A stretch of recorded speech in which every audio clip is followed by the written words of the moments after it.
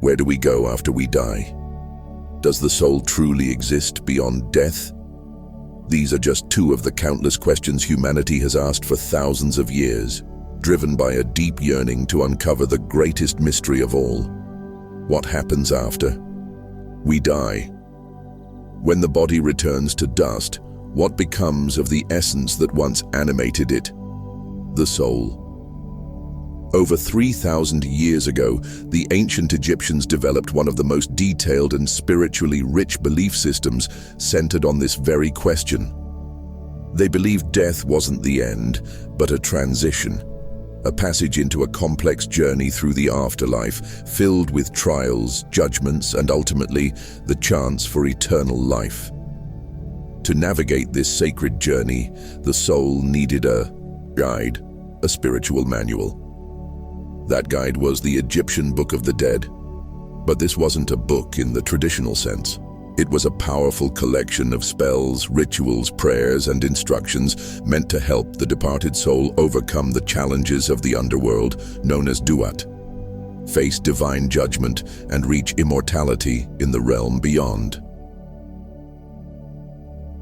In today's video, we'll uncover the complete story behind the Book of the Dead, its origins, structure, spiritual meaning, and the surprising ways it still influences spiritual thinking today.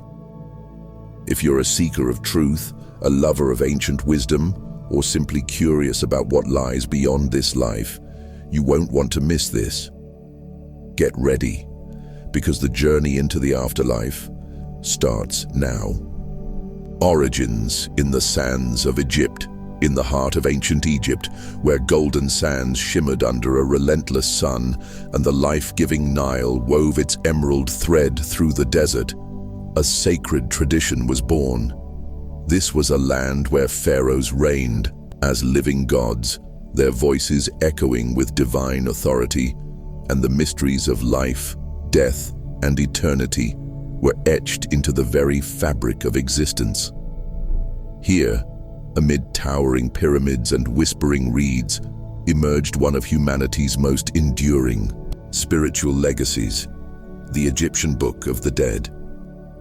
This was no ordinary book, not a single tome with a fixed title or a lone author's vision.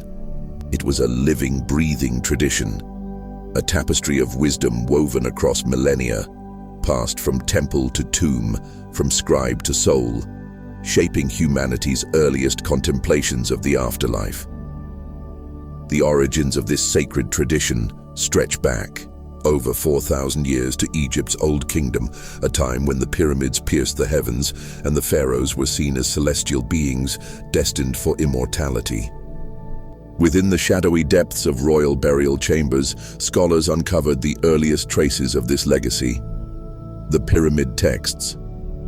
These intricate inscriptions, carved in hieroglyphs on the inner walls of pyramids, were reserved exclusively for pharaohs, divine kings believed to ascend to the stars and join the gods in the afterlife.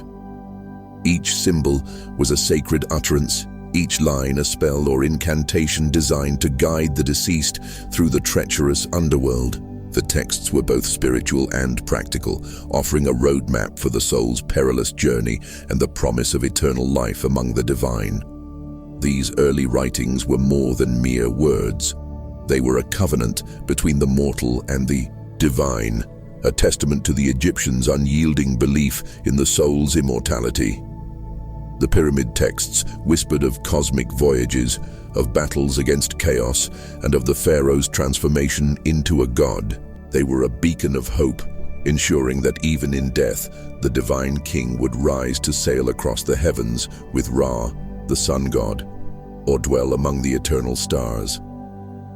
This was the genesis of a spiritual tradition that would captivate the world.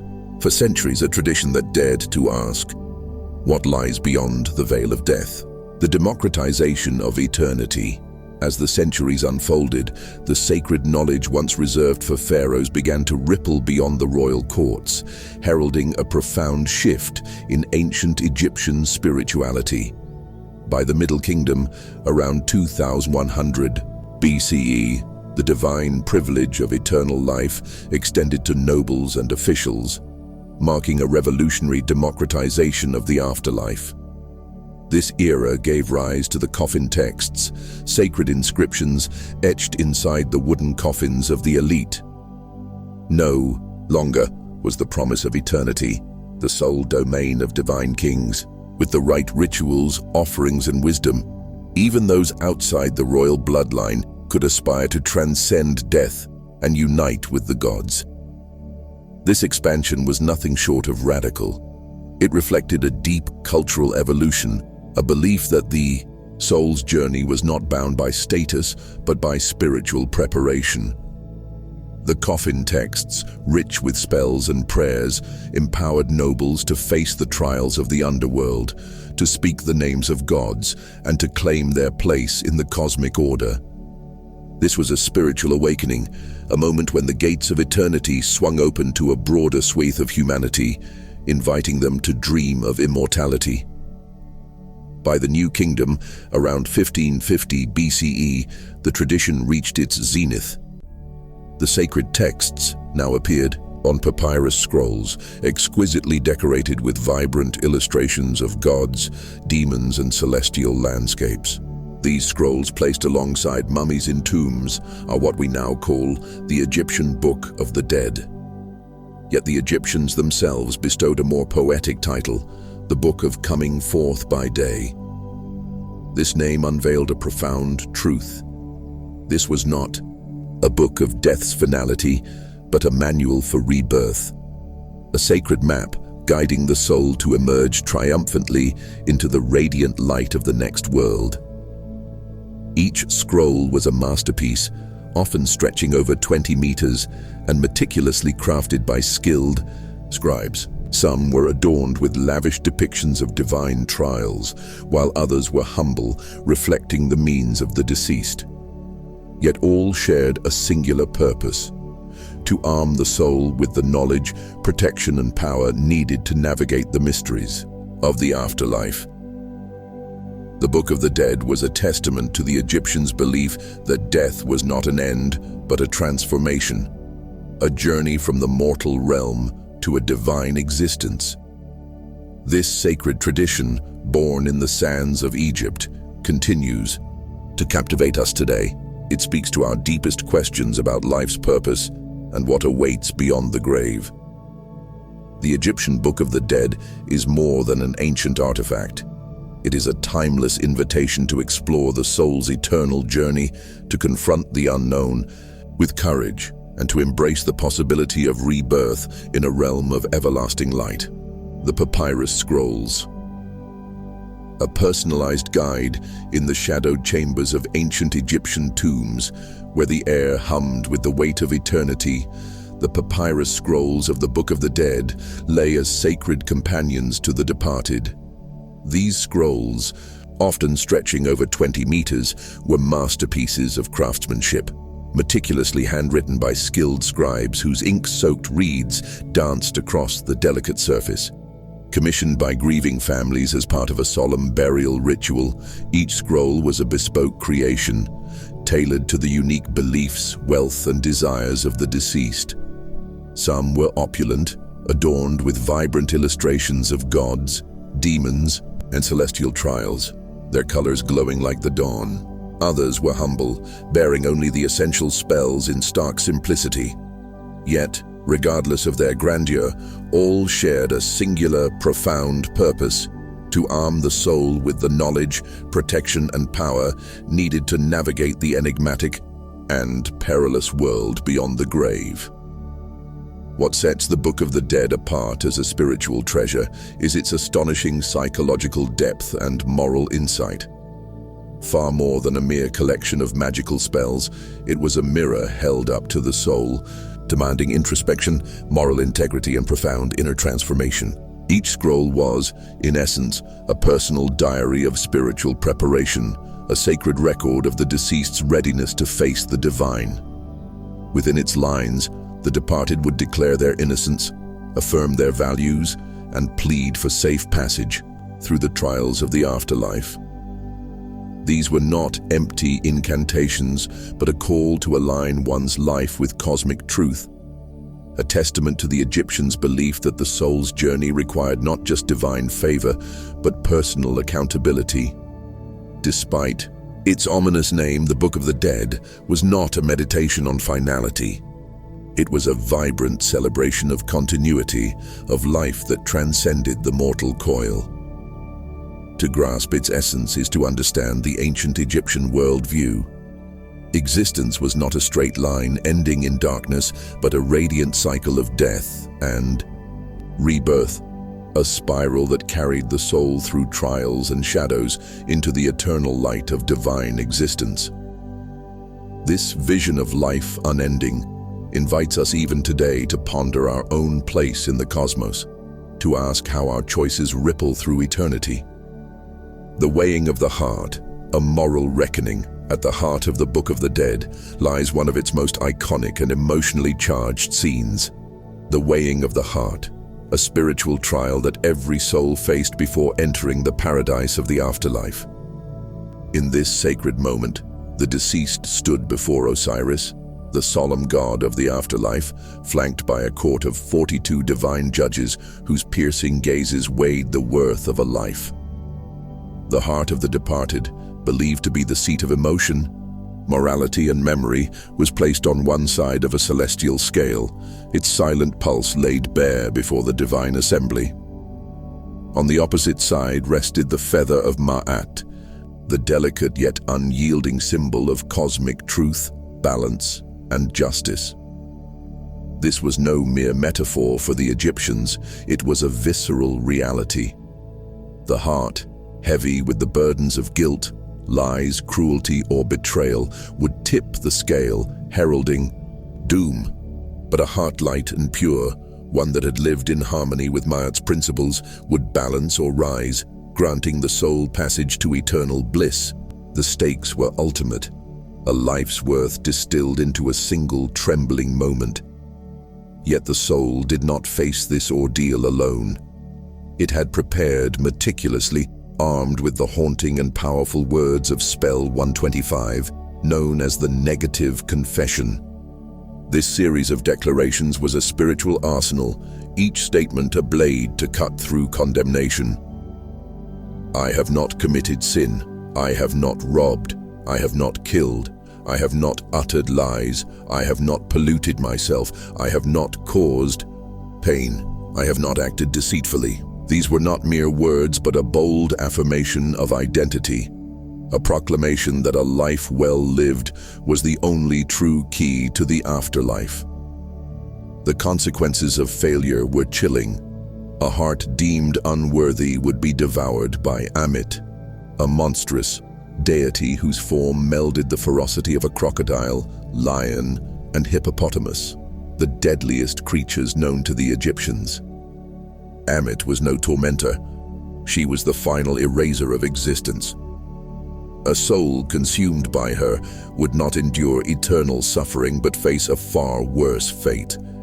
To be forgotten, erased from the cycle of rebirth, denied the afterlife's embrace. The weighing of the heart was more than a trial. It was a profound call to live with integrity, to weigh our actions in life as carefully as the gods weighed the heart in death. Its message resonates across millennia, urging us to reflect on our own moral compass, to strive for a life that balances truth and justice, and to prepare our souls for the eternal journey that awaits. But if the soul passed the trial, if the heart was light and the truth within strong, then the path to eternal life opened. The soul would be welcomed into a sacred realm where they could be reunited with loved ones, live among the gods, and find everlasting peace. In this divine drama, the Book of the Dead offered both a warning and a promise, that the choices we make in life echo through eternity, and that the soul's greatest power lies not in magic, but in moral courage and inner purity. It is this emphasis on truth, justice, and self-awareness that makes the Book of the Dead so relevant even today. For in the end, the judgment of the heart is not only about death, it is about how we choose to live. The Duat, a journey through the underworld. Beyond the Hall of Judgment lies a realm that very few dared to imagine in full, and even fewer truly understood.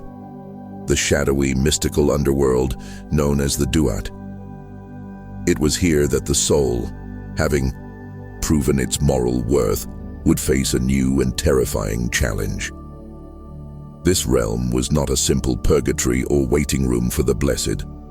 It was a vast and dangerous landscape filled with demons, trials, gods, and illusions, a mirror of the soul's unconscious fears, desires, and hidden truths.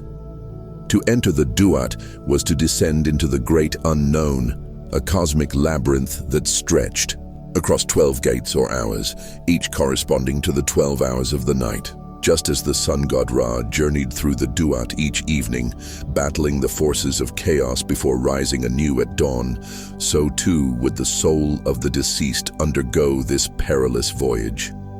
But Ra was a god. The soul was vulnerable, exposed, and deeply dependent on the wisdom preserved in the sacred texts, especially the Book of the Dead. The Duat was not a realm of static torment or fire and brimstone. It was a living terrain, constantly shifting, filled with rivers of fire, lakes of darkness, mountains of flame, and halls guarded by serpent-headed monsters and gods with terrifying power. It was a world where nothing was as it seemed. Spirits could be deceived, misled, or trapped forever if they lacked the necessary knowledge, spells, and spiritual insight. The book as a guide.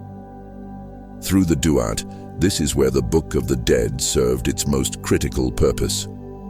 Within its scrolls were not only the moral declarations of the deceased, but arcane spells, ritual phrases, and divine passwords needed to navigate the maze of the Duat. Each section offered protection from specific dangers. A spell to calm the crocodile that guards the waterway, another to freeze the knife-wielding demon who blocks the next gate, and yet another to keep one's body intact while the soul journeys forward. These were not symbolic words. To the ancient Egyptians, they were literal tools of survival in a realm that was as real as the world of the living. The Duat was ruled by both gods and monsters, with Osiris reigning as the Lord of the Dead, seated in his throne of judgment. Yet even Osiris could not intervene directly in the soul's journey. The soul had to earn its passage. One of the most feared enemies lurking in this world was Apophis, also known as Apep, the great serpent of chaos. Apophis represented everything. The Egyptians feared disorder, destruction, eternal night. Every night, Ra battled Apophis to ensure that the sun would rise again. Likewise, every soul passing through the Duat would encounter this force of annihilation, the embodiment of fear, confusion, and oblivion. The Book of the Dead included incantations meant to bind, blind, or repel Apophis, invoking the power of the gods to assist the soul in their struggle. Some spells were addressed directly to Ra, asking him to lend his strength. Others were more cunning, using trickery and spiritual fire to ward off the serpent. The deeper meaning of these battles was spiritual. The soul had to confront its own inner chaos, its own shadow, and either overcome it or be consumed by it. The power of names and spiritual identity. At various gates throughout the Duat stood divine guardians, beings who would only allow the soul to pass if it could correctly name them. This might sound arbitrary, but to the Egyptians, knowing the true name of a thing was to hold power over it. Each gatekeeper would ask the soul riddles or demand specific phrases of recognition. These were not mere tests of memory, but of spiritual identity. To know the names, the spells, the divine logic of the universe was to prove that one had studied the mysteries of life and death, that one was ready for transformation. The journey through the Duat also challenged the soul to hold on to its spiritual integrity. There were temptations, illusions, false paradises, and spirits who would try to steal your heart or erase your name. In Egyptian belief, to lose one's name was to cease to exist. It was a second death, even more feared than the first. And so the Book of the Dead was filled with spells that declared, "Let not my name be forgotten, let not my body decay, let me pass unseen, let me speak the names of the gods and walk among them." Some parts of the scrolls even addressed the soul directly, offering reassurance. "You shall not be trapped. You shall not be burned. You shall not fall into darkness. You shall rise as the phoenix. You shall pass through the fire and remain whole." The Duat, in this way, was both trial and teacher.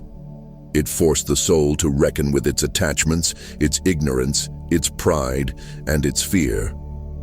Only those who were humble, wise, and spiritually prepared could pass through it unscathed.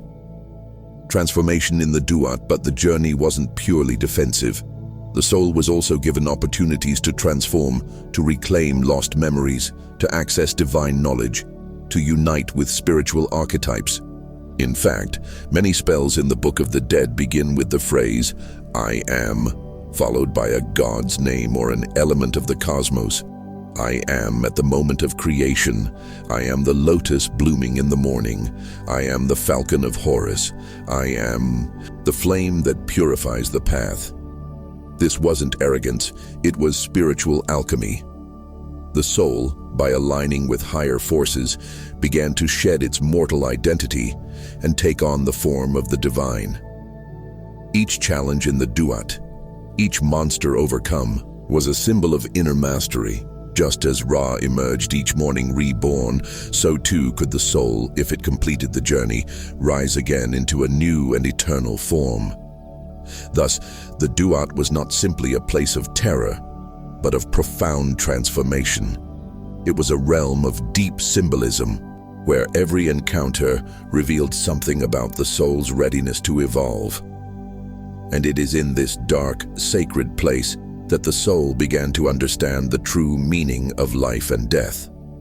That both were part of the same cosmic rhythm, and that every hardship was a step on the path to divine resurrection, the ultimate transformation. Becoming Osiris, having passed through the perilous trials of the Duat and emerged victorious from the countless battles against chaos and darkness, the soul finally reached the threshold of its ultimate destiny, the point of complete spiritual transformation. This was not simply an arrival, but a sacred metamorphosis. The Egyptian Book of the Dead was not merely interested in survival after death. Its highest aim was divinization, the transformation of the soul into something eternal, radiant, and godlike. To the ancient Egyptians, death was not an ending. It was a process, a long, difficult, and often dangerous journey that culminated not in annihilation or rest, but in a kind of cosmic rebirth. This rebirth did not return the soul to its former self, but elevated it into a higher plane of being. The deceased, having passed judgment and overcome the Duat, was no longer a mere mortal. They were now referred to as an Osiris, not in metaphor, but in truth. They became one with Osiris, the god of death and resurrection. Osiris, who himself had been killed, dismembered, and resurrected by his sister wife Isis, represented the eternal cycle of death and renewal. To become Osiris was to rise above the confines of the flesh, to enter into the rhythm of the cosmos, and to be granted a form of immortality that was not static, but vibrantly alive. The soul now took on the powers and attributes of the gods. In the spells of the Book of the Dead, the deceased would declare, "I am Osiris, my soul is divine, my limbs are the limbs of the gods, I shine like the stars, I sail with Ra in his solar boat, I rise at dawn, I set at twilight, I am imperishable, I am eternal." This declaration wasn't poetic license. It was a profound, mystical identity. The soul had become part of the divine machinery of the universe. It could now travel freely across realms. It could join Ra in his sunboat, helping to defeat Apophis and ensure the rebirth of light each day. It could commune with the gods in their celestial palaces. It could take on various forms: a falcon, a lotus, a heron, a shining star, forms that symbolize the soul's new freedom and cosmic integration. The field of reeds, a personalized paradise. But for many souls, the most cherished reward was not the abstract power of the gods, but the entry into a paradise known as the Field of Reeds, or Aru. This realm was not a vague heaven above the clouds. It was a perfected reflection of life on earth, where all things were in harmony. The Field of Reeds was depicted as a lush, fertile landscape with endless green crops, flowing waters, and radiant light. In this paradise, the soul could reunite with ancestors, live without suffering, and enjoy the fruits of a just life forever. Here, the labor of farming continued, but without hardship. Food was abundant, time was endless, and the soul lived in peace, surrounded by beauty and serenity. Some spells in the Book of the Dead even describe the soul planting and harvesting crops, accompanied by Ushabti, magical figurines buried with the dead that would come to life in the afterlife to perform labor on behalf of their master. These helpers ensured that the soul could enjoy eternal leisure and rest while still fulfilling divine duties. What's especially remarkable is how personal this vision was. Each soul's afterlife was crafted to suit their memories, their desires, and their spiritual growth.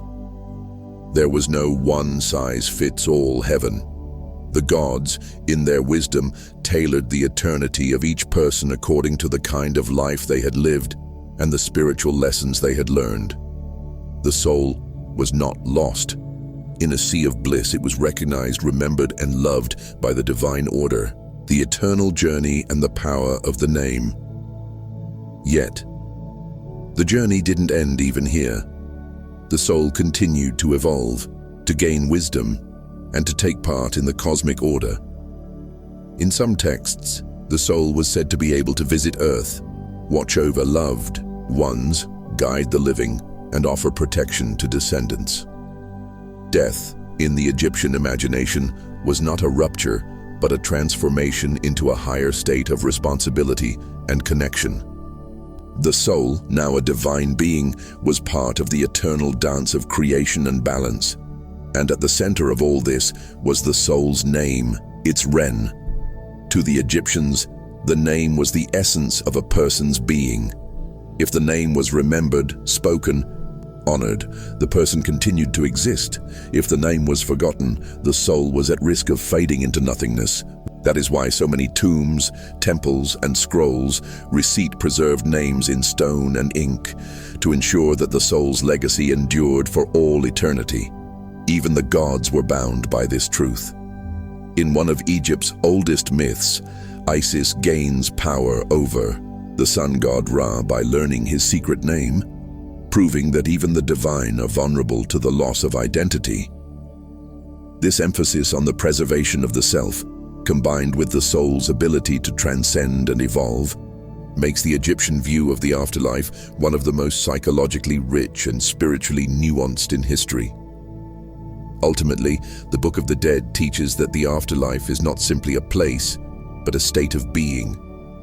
It is the result of conscious effort, inner purification, spiritual knowledge, and deep alignment with the divine principles of truth and balance. The soul that achieves this does not merely rest, it radiates. It becomes a light in the cosmos, a whisper in the wind, a presence in the eternal now. And this, above all, was the great promise of the Book of the Dead. Not that death could be escaped, but that through death, one could become more fully alive than ever before. A timeless guide for the living in a world filled with distraction, noise, and the relentless pursuit of material success. It can be easy to dismiss the writings of a civilization that has been gone for over 3,000 years. After all, what could a collection of ancient texts possibly teach us in the modern age? Why should a spiritual seeker, or anyone in search of truth and meaning, concern themselves with a book about death written by people who worshipped falcon-headed gods and buried their kings in pyramids? And yet, the more one studies the Egyptian Book of the Dead, the clearer it becomes. This ancient guide was not just about preparing for the afterlife, it was about how to live a meaningful life here and now. At its core, the Book of the Dead is a spiritual mirror. It does not simply offer magic words to chant when you die. It asks you again and again, who are you really? What choices have you made? Have you lived a life in harmony with truth, justice, and compassion? Or have you allowed your heart to become heavy with falsehood, cruelty, and selfish desire? These are not questions for the dead. These are questions for the living. And that is precisely why this book still matters. Unlike many spiritual texts that focus on the divine as something external, a god in the sky, a savior to follow, the Egyptian Book of the Dead urges the reader to look inward. It teaches that the journey through the underworld is not merely a literal path after physical death, but a symbolic journey each soul must take during life. A journey through fear, uncertainty, transformation, and rebirth. It tells us that the real enemies are not monsters with crocodile heads, but the inner forces of chaos within us, our greed, our dishonesty, our ignorance. When the soul recites the negative confession, declaring, "I have not stolen, I have not murdered, I have not caused pain," it is performing an act of self-inquiry. The ancient Egyptians were essentially asking themselves, what would happen if I stood before the ultimate truth and had to answer for everything I've done? A call for self-reflection. In the modern world, in a modern context, this is equivalent to a deep spiritual audit. And in an era where personal accountability is often replaced with blame or denial, this kind of honest reflection is not only rare, it is revolutionary. Moreover, the Book of the Dead teaches the principle of Ma'at, the goddess and cosmic force representing truth, balance, order, harmony, and justice. To live in accordance with Ma'at was to live a life of integrity, not because one feared punishment, but because one understood that the universe itself is sustained by balance. Disrupt the balance, and you sow destruction, not just in the world, but in your soul. Honor it, and you align yourself with something greater than any individual. You become part of the divine flow of existence. This wisdom is more relevant than ever. We live in a time of immense spiritual confusion. The modern world is materially rich, but spiritually bankrupt. People search for meaning in superficial pleasures, in consumerism, in constant digital stimulation, only to find themselves more anxious, disconnected, and lost than before. The Egyptian Book of the Dead calls us back to a more grounded and ancient truth, that the soul must be nourished just as the body must be fed, that a life without spiritual awareness is like walking the duat without spells, blind, vulnerable, and easily led astray. There is also something profoundly humbling in the way the Egyptians approached the afterlife. Despite their elaborate tombs and rituals, the ultimate judgment wasn't based on wealth, social status, or power. It was based on the heart. A rich man who lived dishonestly could have his soul devoured just as easily as a poor farmer. A pharaoh who abused his people could fail the test, while a humble scribe who lived in truth could become Osiris. In this sense, the Book of the Dead offers one of the earliest recorded visions of spiritual equality. All souls, regardless of class or rank, were accountable to the same divine law. That lesson remains just as powerful and necessary today. Beyond morality and judgment, the book offers deep symbolic teachings about transformation.